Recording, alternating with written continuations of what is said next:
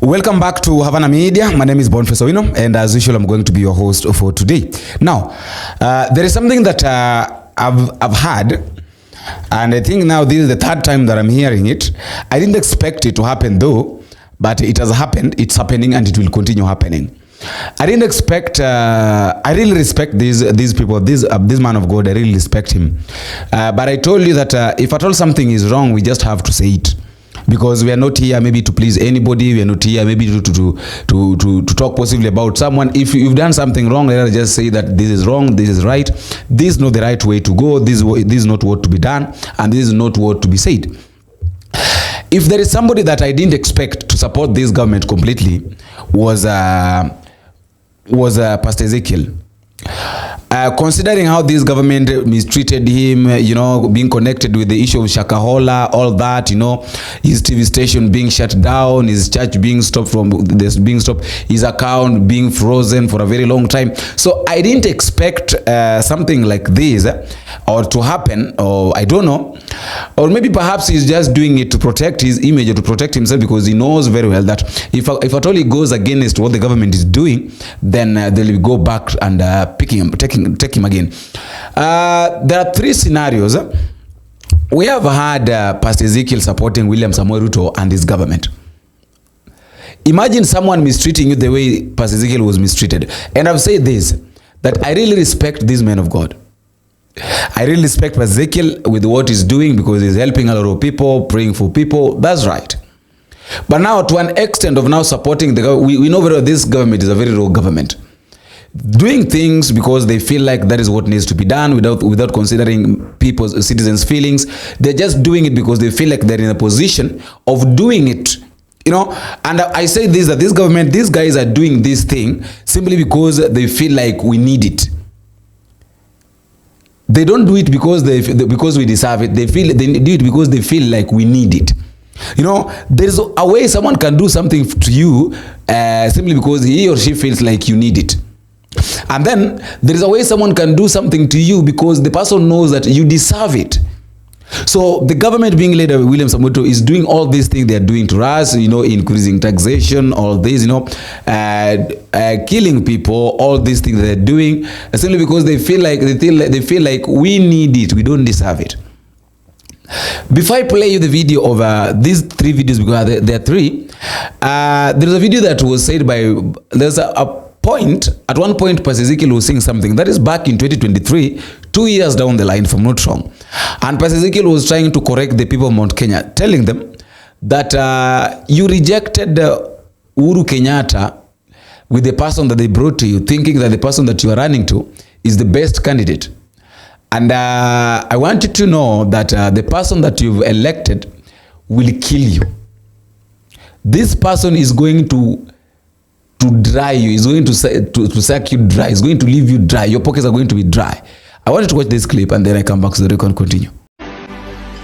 Aliyefunga mianya ya uizi, hakuna mtu akona haja na yeye. Akwende mpaka watu wa Central hawataki Rais Kenyatta. Mutachinjwa asubuhi. Hamtapiga makofi, najipigia mimi.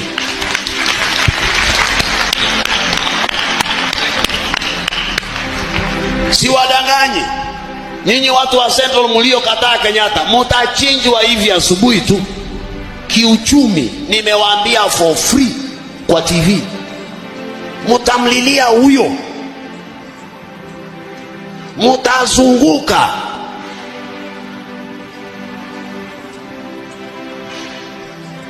Kibaki alikuja akajenga Thika Super Highway. You voted the man out. Mulimkataa. Ilibidi Mungu afanye hivi na hivi, ijapokuwa watu walikufa, but the man changed the nation. Mara ya kwanza mtu alipanda gari, polisi akaitisha ongo, raia wakafanya maandamano, mpaka ikachukuliwa kwa TV. Alipokufa mkasema kitu kimoja, amefanya mambo ya ajabu in 10 years. Rais Kenyatta akaja. In East and Central Africa muko na stima kama yote, muko na barabara safi, muko na kila kitu. hospitali zimebadilika, zinafanana vile zilikuwako. Haya, nyang'au anakuja. I promise you, niko hapa nchi hii, a government is coming. Miezi 6 musikie ile scandal inakuja. Kaeni tu na ni pesa yenu, na wale ambao wataweka hiyo government in place ni nyinyi. Huyu Rais Kenyatta huyu. The reasons why now I'm doing this video is because of these three clips. Clip number 1, Pastor Ezekiel. Remember during the last 2 weeks, last Sunday but one, William Samoei went to Jesus Winners Ministry and promised to give 20 billion, and again add something like 100 million. That is 120 million for the construction of a church, and also buying the land, and also promised to give the KDF land to the church. Something that made the Kenyans furious. You know, they were crying, why would the president do that? Yet people starving, people are going to the hospitals, there are no drugs, they change from NHIF to Shashi, which are not working, people are crying, all these things. But Pastor Ezekiel is questioning why people are against what William Ruto is doing. Leo kitambo ifike usiku nitakuwa na trend yani. Rais Ruto ametoa sadaka milioni ngapi? 20. Mimi nikuulize swali. Rais Ruto hana ndege, helicopter, si alikuwa na kampeni nazo? Huyu mtu atakuwa rais na hana pesa? Ha? Nikuulize, atakuwa hana pesa? Ako nazo. Ni milioni 10. Ni milioni 50, ni milioni 100. Si ako na pesa? Akitoa pesa zake aende atoe sadaka, amekukosea? Acheni tabia mbaya nyinyi. Tuache hii mambo ya kukashifu kila kitu. Na nilijua nitatrend. Wewe unataka kuniambia Rais Ruto hana pesa? Ati ni milioni 100 peke yake? Huyu mtu hafanyi biashara. He's a billionaire. The billionaire. A multi-billionaire, si ndio? Wewe unataka kuniambia ile milioni 2 mnamlipa kama rais ndio pesa anategemea? Hapana. Sasa akitoa milioni 20 ni news? Hapana. Mimi niliwahi fungwa na hii serikali, lakini mahali mnakosea nitawaambia, mnapotea.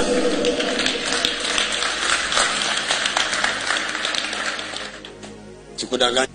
Akitoa milioni 2 rudisha, milioni 5 rudisha. Akitoa 50,000 mtasema hiyo ni pesa gani ametoa rais mzima. Akitoa milioni 20 hatutaki. Hapana, kama mnachukia mtu mchukie mtu, lakini msichukie presidency. And I want you to listen to his reasoning. Listen to this. Now, are you listening to Pastor Ezekiel's reasoning that William Ruto is the president?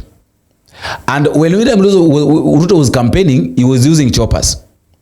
So for someone who is using chopper and someone who is a president, we know very well that President William Samoei Ruto's earning every month is 1.5. So Pastor Ezekiel is saying that William Ruto has got a lot of businesses. So being that Ruto has got a lot of businesses, he can just offer 20 million. The 120 million is like a change as a token, according to him, of William Ruto, according to him. So that is why he's supporting what William Ruto did by giving 20 million. Do you really think it's making sense? Like, according to, do you really think that what Pastor Ezekiel is saying, or what Pastor Ezekiel said, is right? Another one, remember during the time that William Ruto went to Northeastern, the East tour of the issue of Barabara Kujenga, Ruto promised a lot to say that he's going to build roads. Something that is not even supposed to be involved in something. Their county government, what is the work of Kenha? What is the work of Kenya Revenue Authority? What is the work of Kenya Roads? what is the work of Kenya? I'm really failing to understand. So Pastor Ezekiel is saying that all those roads that William Ruto promised is going to build them.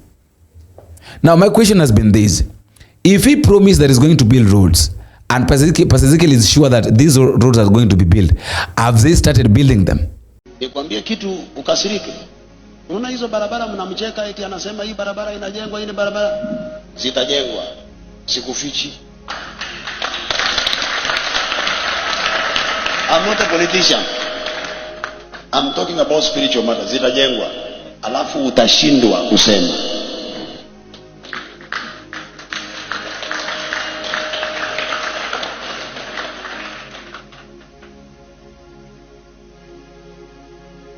Yo umenikasirikia kama yote. Ezekiel, nilifikiria uko upande wetu.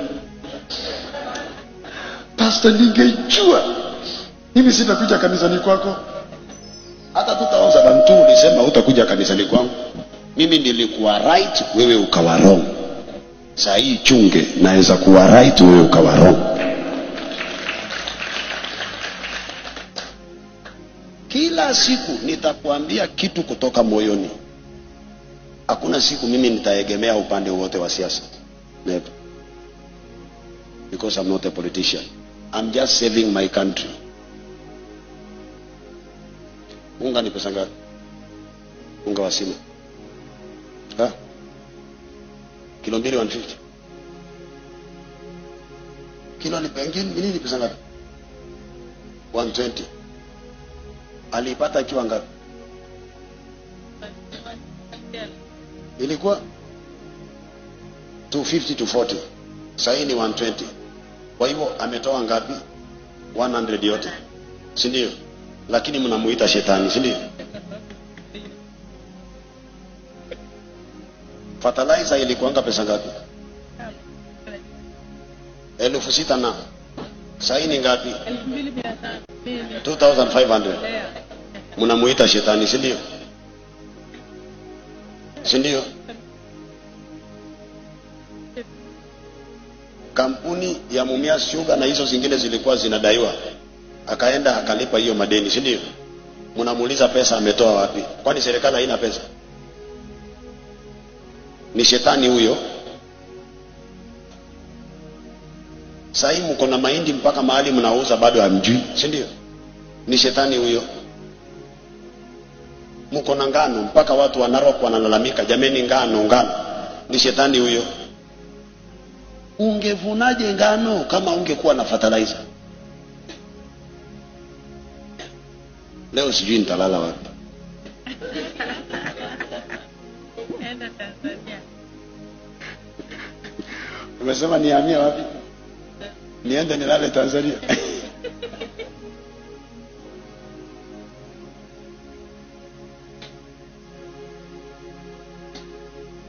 It is just a voice of reasoning. Wajua hakuna mtu akukwambia, hakuna mtu ataongea hivi vitu. Hakuna. Sinaongea ukweli. Hakuna mtu atareason na wewe akwambie, hakuna. Lakini mimi nakuelezea, utanichukia, utachukia mwingine, lakini let us just reason. From 6,000 some hundreds to 2,500.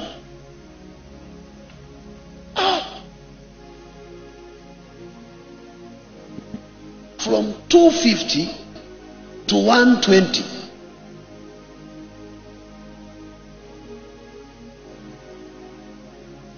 Mko na chakula yatakana hata muuzie nchi zingine. Watu wa Mungu, tulitaka mtu ama tulitaka uongozi bora? Are these roads being built, or what is happening? By the way, why do these people want to make it look like Ruto is really working? The last one is on the issue of import and export, the economy. Pastor Ezekiel is saying that Kenyans needed good governance. They did not need a good leader. And William Ruto is a leader, is a good leader who is full of good governance. So given time, William Ruto is going to change these things. Ndugu yangu, Unajua Kenya sasa hii kuna sukari, atu import sukari. Unajua tuko na mahindi, atu import mahindi. Na unajua ni msimu wa ukame na hakuna njaa imetangazwa mahali. Na unajua kuna wakulima wanasema mahindi yao imejaa haijauzwa. Huko mbele uchumi wa Kenya, unakumbuka nikiwaambia itakuwa nzuri mpaka mkose siasa.